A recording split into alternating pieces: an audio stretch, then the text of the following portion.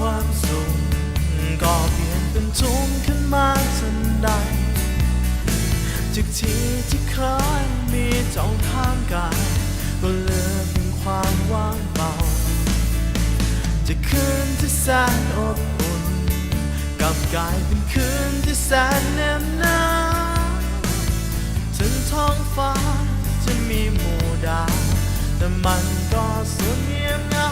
เมื่อขาดเจ้าไป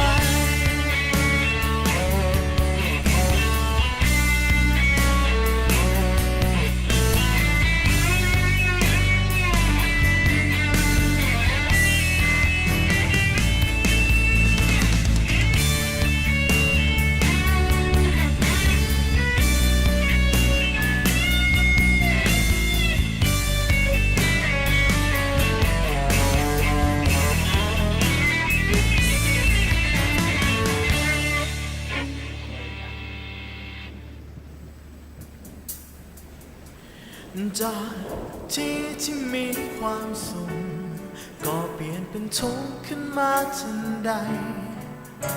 จากที่เคยมีเจ้าข้างกายก็เลยเป็นความว่างเปล่า